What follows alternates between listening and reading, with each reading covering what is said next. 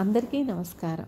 అమ్మ మాట అమ్మాయి బాట ఛానల్కి స్వాగతం. కథ చెప్పుకుందామా? చిట్టి కథ, గయ్యాళి భార్య.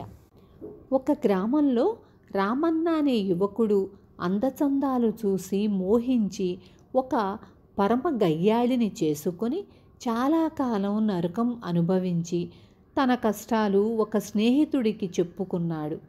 ఊళ్ళోకి ఒక సాధువు వచ్చాడని, అందరూ తమ కష్టాలు ఆయనకు చెప్పుకొని వాటిని తొలగించుకునే మార్గం తెలుసుకుంటున్నారని స్నేహితుడు రామన్నతో అన్నాడు.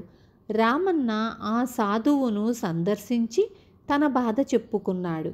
అంతా విని సాధువు, బాబు, నేను నీలాగే గయ్యాళి భార్యతో వేగలేక సన్యాసినై తిరుగుతున్నాను. నీకేం సలహా ఇవ్వగలను అన్నాడు. తరువాత రామన్న పొరుగు గ్రామం వేంచేసిన నిత్యానంద స్వాములను కలుసుకొని తన గోడు చెప్పుకున్నాడు.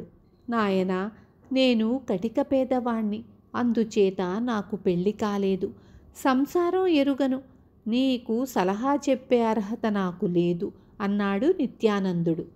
రామన్న అక్కడి నుంచి ఒక పాడుబడిన ఇంటికి సమీపంలో కూర్చొని ఆలోచిస్తూ ఉండగా ఎవరూ వెనుకగా వచ్చి భుజం మీద చెయ్యి వేసి, నాయనా, ఏమిటి నీకు వచ్చిన కష్టం?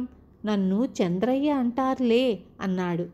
రామన్న చంద్రయ్యతో తన కష్టం చెప్పుకున్నాడు.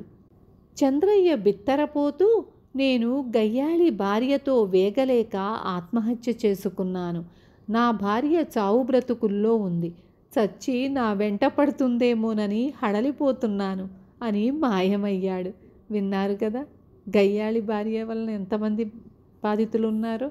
రేపు మళ్ళీ ఇంకొక మంచి కథతో మీ ముందుకు వస్తాను.